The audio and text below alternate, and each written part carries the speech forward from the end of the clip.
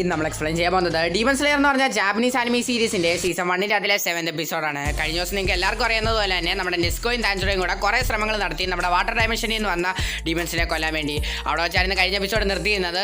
So ഇന്നത്തെ എപ്പിസോഡിലേക്ക് പോകുന്നതിന് മുമ്പേ തന്നെ നിങ്ങൾ ഇതുവരെ ചാനൽ സബ്സ്ക്രൈബ് ചെയ്യണമെന്ന് ചാനൽ സബ്സ്ക്രൈബ് ചെയ്യുക. അതുപോലെ തന്നെ ഈ വീഡിയോ ഒന്ന് ലൈക്കും ചെയ്യുക. അപ്പോൾ ഇന്നത്തെ എപ്പിസോഡിലേക്ക് പോകാം. എപ്പിസോഡ് തുടക്കം തന്നെ നമ്മുടെ നിസ്കോ ആ ഡീമനെ കാല് വെച്ചടിക്കുന്നതാണ് കാണിക്കുന്നത്. അതേസമയം ആ ഡീമൻ അവിടെ നിന്ന് അപ്രതീക്ഷമായി പോവുകയാണ്. നിസ്കോ താരം നോക്കുമ്പോൾ അവിടെ ഡീമൻ ഇല്ല. ഇതേ സമയത്ത് തന്നെ നമ്മുടെ താൻജിറോ നിസ്കോയോട് പറയുന്നു എന്റെ അടുത്തോട്ട് വരാൻ. നിസ്കോ അവിടെ നിന്ന് താൻജിറോ അടുത്തോട്ട് വരുന്ന സമയത്ത് നിസ്കോയുടെ മുന്നിൽ ആ ഡീമൻ പ്രത്യക്ഷപ്പെടുന്നു. ഇത് കണ്ടുകൊണ്ടിരുന്ന താൻജിറോ നിസ്കോ എന്ന് വിളിച്ചുകൊണ്ടിരിക്കുകയാണ്. അപ്പൊ തന്നെ നിസ്കോ ആ ഡീമന്റെ മുകളിലോട്ട് ആടി രക്ഷപ്പെടുകയാണ്. ഇവൾ എന്നെക്കാട്ടി നന്നായിട്ട് കാര്യങ്ങളൊക്കെ ചെയ്യുന്നുണ്ടല്ലോ, ഇവക്ക് എന്നെക്കാട്ടി പവർ ഉണ്ടല്ലോ, എനിക്ക് തോന്നുന്നു ഈ കാര്യത്തിൽ എനിക്ക് ഇവളുടെ സഹായം ആവശ്യമുണ്ടെന്ന് എന്നും താൻജിറോ മനസ്സിൽ പറയുന്നു. ഇതേ സമയത്ത് നമ്മുടെ താൻജിറോയുടെ മുന്നിൽ വാട്ടർ ഡയമെൻഷൻ ഓപ്പൺ ആണ്. അതിൽ നിന്നൊരു ഡീമനും പുറത്തോട്ട് വരുന്നു. അങ്ങനെ താൻജിറോ നിസ്കോയോട് പറയുന്നു ഈ ഡീമനെ നീ നോക്കിയോ എന്ന് പറഞ്ഞിട്ട് താൻജിറോ വാട്ടർ ഡയമെൻഷനോട്ട് ഇറങ്ങി ബാക്കിയുള്ള 2 ഡീമനെ ഇല്ലാതാക്കാൻ വേണ്ടി. ആ ഡീമൻസ് വെള്ളത്തിലടിയിലായതുകൊണ്ട് തന്നെ അവർ നല്ല രീതിയിൽ സ്പീഡിൽ അങ്ങോട്ടും ഇങ്ങോട്ടും ഒക്കെ പോകുന്നു. താൻജിറോയ്ക്ക് കൂടുതൽ കാര്യങ്ങളൊന്നും അവിടെ യൂസ് ചെയ്യാൻ പറ്റത്തില്ല, കാരണം അവൻ വെള്ളത്തിനടിയിലാണല്ലോ. അതുകൊണ്ട് തന്നെ നമ്മുടെ താൻജിറോ വാട്ടർ ബ്രീത്തിങ് യൂസ് ചെയ്ത് അവന്റെ ശ്വാസം പിടിച്ചു വെച്ചുകൊണ്ട് ആ ഡീമനെ ഇല്ലാതാക്കാൻ വേണ്ടി വെള്ളത്തിലൂടെ വാളിട്ട് കറക്കുവാണ്. അങ്ങനെ ആ ഡീമൻ ഇവന്റെ അടുത്ത് വരുന്ന സമയത്ത് ആ ഡീമനെ 2 കഷ്ണമാക്കുവാണ് നമ്മുടെ താൻജിറോ. അങ്ങനെ ആ 2 ഡീമനെയും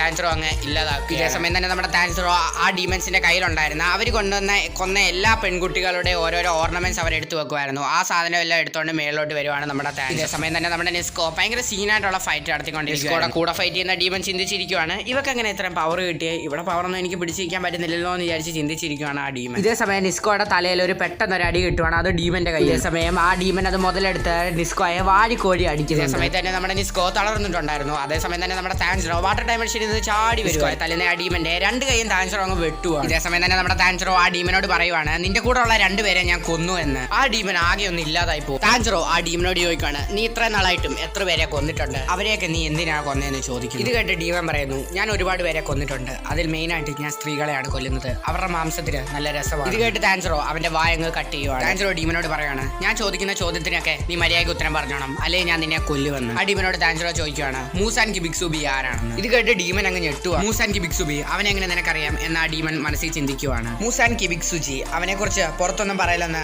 ഡീമൻസിനോടൊക്കെ പറഞ്ഞിട്ടുണ്ട്. അഥവാ നീ എന്നെ കുറിച്ച് ആരോടെങ്കിലും പറഞ്ഞാ നിന്നെ ഞാൻ കൊന്നുകളയും, നിന്നെയൊക്കെ ഞാൻ എപ്പോഴും നിരീക്ഷിക്കുന്നുണ്ട്. ഇത് കേട്ട് ആ ഡീമൻ താൻജിറോട് പറയുവാണ് എനിക്കത് പറയാൻ പറ്റത്തില്ല, എനിക്കത് പറയാൻ പാടില്ല, എന്നെ അവൻ കൊന്നുകളയുമെന്ന് പറഞ്ഞു. ആ ഡീമന്റെ 2 കൈയും തിരിച്ചു വരുത്തി താൻജിറോനെ കൊല്ലാൻ വേണ്ടി ശ്രമിക്കുവാണ് ആ ഡീമൻ. ഇതേ സമയം നമ്മുടെ താൻജിറോ ആ ഡീമന്റെ 2 കൈയും ആ തലയും അങ്ങ് വെട്ടിയെടുക്കുവാണ്. അവിടെ വെച്ച് ആ ഡീമൻ ഇല്ലാതാവുകയാണ്. ഇതേ സമയത്ത് മറ്റൊരിടത്ത് നിസ്കോ അടി കിട്ടി തളർന്നിരിക്കുകയാണ്. അവൾ അവിടെ ഇരിക്കുവായിരുന്നു, അവൾ അവിടെ ഉറങ്ങിക്കൊണ്ടിരിക്കുകയായിരുന്നു. അവൾക്ക് ഉറങ്ങിയാൽ മാത്രമേ അവളുടെ മുറിവൊക്കെ തിരിച്ച് ഹീലാവത്തുള്ളൂ. അതുകൊണ്ട് നമ്മുടെ താൻജിറോ അവളെ ശല്യപ്പെടുത്താൻ. ഇതേ സമയം തന്നെ നമ്മുടെ താൻജിറോ ആ പയ്യനോട് എന്ന് പറയുന്നുണ്ട് നീ ഒരിക്കലും ഇനി വിഷമിക്കാൻ പാടില്ല, നിനക്ക് ഇനിയുണ്ട് ജീവിതം, മരിച്ചു പോയാലൊന്നും ഇനി തിരിച്ചു വരാൻ പോകുന്നില്ല, എനിക്ക് മനസ്സിലാവും നിന്റെ വിഷമം എന്തുവാണ്. ഇതൊക്കെ കേട്ടോണ്ടിരുന്ന ആ പയ്യൻ ആ താൻജിറോയുടെ കോളറിൽ കയറി പിടിച്ചിട്ട് പറയുവാണ് ഇതിനൊക്കെ കാരണം നീയാണെന്ന്. അന്നേരം താൻജിറോ ചിരിച്ചോണ്ട് അവന്റെ കൈ എടുത്ത് അവന്റെ കോളറിൽ നിന്നിട്ട് അവന്റെ കൂടെ നടന്ന് ആ പെണ്ണിന്റെ കയ്യിലിരുന്ന ആ ചുമന്ന തുണി അവൻ എടുത്ത് കൊടുക്കുവാണ്. ഇത് കണ്ട് അവൻ കരയുവാണ്. ഈ പയ്യന് മനസ്സിലാവാണ് ഇവനും ഒരുപാടധികം സ്റ്റോറിയൊക്കെ ഉണ്ടെന്ന്, ഇവന്റെ ഫാമിലി ഇല്ലാതായി പോയി കാണും, അതുകൊണ്ടായിരിക്കും അവനോട് ഡീമൺ സ്ലെയർ ആയി മാറിയെന്നൊക്കെ ചിന്തിച്ചുകൊണ്ടിരിക്കുവാണ് ആ പയ്യൻ. എന്നിട്ട് താൻജിറോ അവനോട് ഒരു കാര്യം പറയുവാണ് ഞാൻ ഈ രക്ഷിച്ച ഈ പെൺകുട്ടിയെ നീ വീട്ടിൽ കൊണ്ടെത്തിക്കണം, ആ ദൗത്യം ഞാൻ നിന്നെയാണ് ഏൽപ്പിക്കുന്നത് എന്ന് പറയട്ടെ താൻജിറോ അവിടെ നിന്ന് പോവാണ്. പക്ഷെ താൻജിറോ ഭയങ്കര ദേഷ്യത്തിലാണ്. കാരണം മൂസാൻ കിബിസുജിയെ കുറിച്ച് ഒരു തെളിവും കിട്ടിയില്ല, മൂസാൻ കിബിസുജി ആരാണെന്നും എന്തുവാണെന്നും ഒന്നും.